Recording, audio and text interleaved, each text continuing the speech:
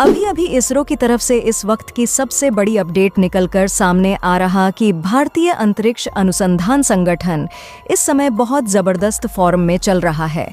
हाल ही में भारत ने ऐतिहासिक कारनामा करते हुए चंद्रयान 3 की ऐतिहासिक लॉन्चिंग और लैंडिंग कर पूरी दुनिया की स्पेस एजेंसियों के कान खड़े कर दिए थे। उसके बाद बैक टू बैक मिशन करते हुए इसरो ने अपने महत्वाकांक्षी मिशन आदित्य L1 को लॉन्च किया, जो अपने निर्धारित पॉइंट पर पहुंचकर अपना काम भी शुरू कर चुका है। वही गगनयान की तैयारी 2025 के लिए तैयार है दोस्तों। इसरो के पास अभी ऐसे कई और मिशन हैं जो भारत की स्पेस एजेंसी इसरो को दुनिया की सबसे सफलतम एजेंसी बना देने की ताकत रखते हैं। और दोस्तों, अभी की दो सबसे दमदार अपडेट हैं कि इसरो ने 2 कंपनी के साथ काम करने जा रहा है, जो अभी आपको जल्द से पहला अपडेट बता देते हैं दोस्तों। भारतीय वैज्ञानिकों ने मिलकर के एक ऐसी रॉकेट मशीन को बना करके तैयार कर लिया है जिससे भारत दुनिया की स्पेस इंडस्ट्री में अपनी एक अलग और नई पहचान बना सकता है। और सबसे बड़ी बात कि भारत ने एक ऐसे समय पर इस मशीन को बनाने का काम शुरू किया है जहां पर रिसेंटली जापान की पहली प्राइवेट सेक्टर की रॉकेट फेल हो गई है। जापान, जो कि तकनीक के मामले में दुनिया का सबसे आधुनिक देश माना जाता है, इसके बावजूद भी अगर जापान जैसे देशों की रॉकेट फेल हो जाए तो जाहिर सी बात है कहीं ना कहीं कुछ लेक ऑन एफ टेक्नोलॉजी देखने को मिल रही। वहीं दूसरी तरफ भारत जैसा देश, जिसके लगभग दुनिया में या फिर कहे पश्चिम में पूरी तरीके से आलोचना की जाती है, इसके बावजूद भी हम नई नई तकनीक डेवलप कर रहे हैं। इससे ये साबित होता है कि भारतीय वैज्ञानिकों में कितना ज़्यादा पोटेंशियल है। अब बात करते हैं भारतीय वैज्ञानिकों की तरफ से डेवलप की गई इस रॉकेट टेक्नोलॉजी के बारे में, जिससे भारत दुनिया भर में अपनी नई पहचान बनाने वाला है। दोस्तों, रिसेंटली रिपोर्ट के मुताबिक इसरो HAL यानी कि हिंदुस्तान एयर एंड लिमिटेड और NL यानी कि नेशनल एरोस्पेस लेबोरेटरीज, इन तीनों के जॉइंट वेंचर से भारत के अंदर एक हाइब्रिड इलेक्ट्रिक प्रोपल्स रॉकेट को बनाने का काम शुरू किया जा चुका है। और सिर्फ इतना ही नहीं, बल्कि इसरो ने साल 2022 में ही इस रॉकेट मोटर को सक्सेसफुली टेस्ट भी कर लिया था। इस रॉकेट इंजन की खासियत, इसे आप एक तरीके का रॉकेट इंजन बोल सकते हैं, जिसको इसरो ने 2022 में सक्सेसफुली टेस्ट किया था, जिसने 30 न्यूटन हाइब्रिड रॉकेट मोटर को भारत ने टेस्ट किया। लेकिन इसकी आखिर खासियत क्या है जो इसे नॉर्मल रॉकेट से बिल्कुल अलग बनाता है? देखिए, जैसा कि इसके नाम में ही जुड़ा हुआ है, हाइब्रिड रॉकेट्स यानी कि इसे सॉलिड फ्यूल और लिक्विड ऑक्सीडो से ही ऑपरेट किया जा सकता है, जिससे इसकी ओवरऑल एफिशिएंसी बढ़ाई जा सकती है।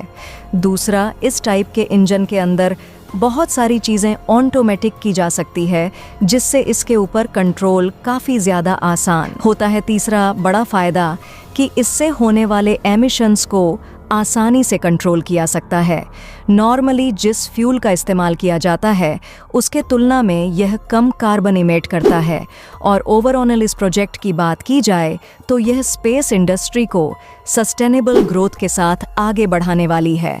और आप यकीन नहीं करेंगे कि यूरोप और अमेरिका जैसे देशों के अंदर इस तरीके की टेक्नोलॉजी का इस्तेमाल किया जा रहा है, वह भी बहुत कम स्तर पर, क्योंकि इसको बनाने की कॉस्ट बहुत ज़्यादा आती है।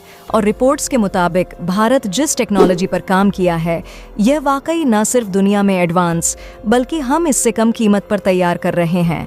और आज ग्लोबल स्पेस इकोनॉमी करीब $470 बिलियन की है, और यह बढ़कर के करीब आधा ट्रिलियन US से भी ज़्यादा की होने वाली है।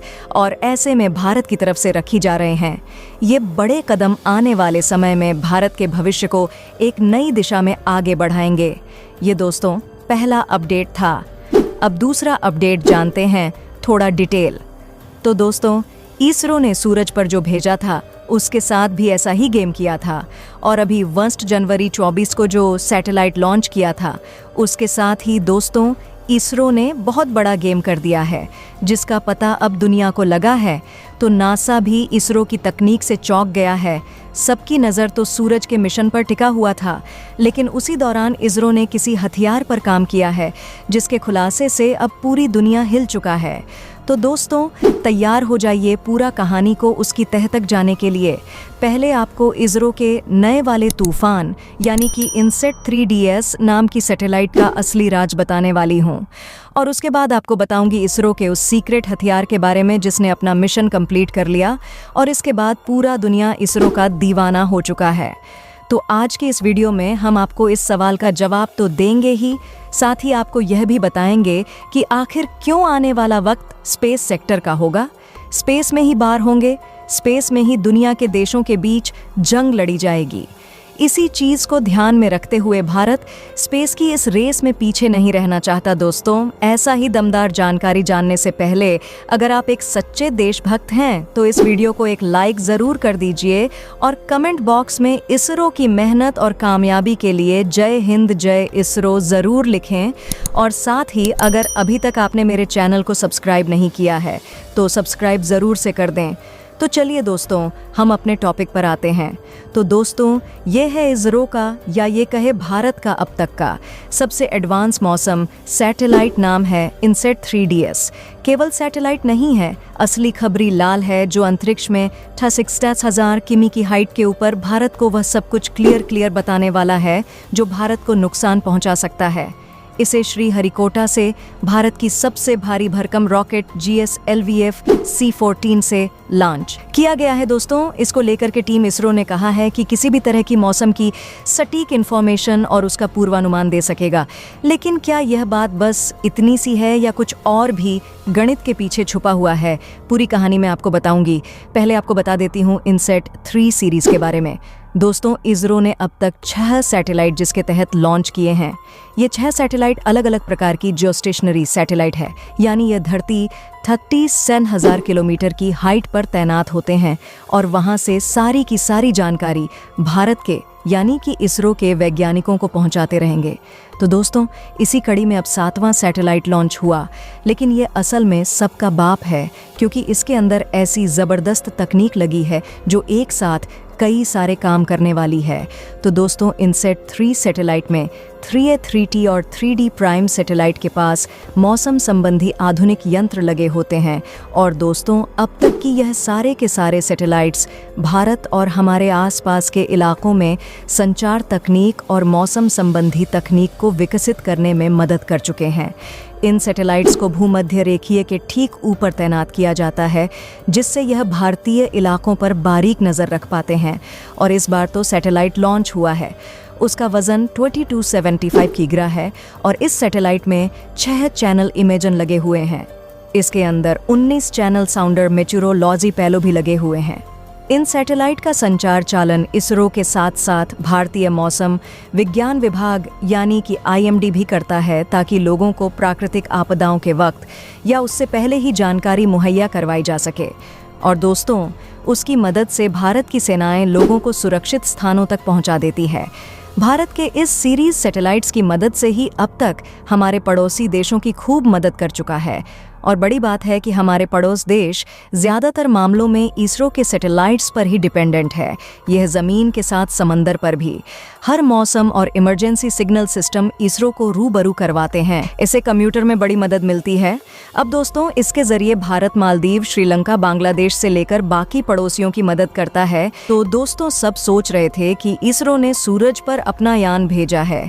किसी को कानो कान खबर नहीं थी कि इसरो ने असल में एक ऐसा हथियार भी टेस्ट कर डाला है जो भारत के दुश्मनों का असली काल साबित हो सकता है।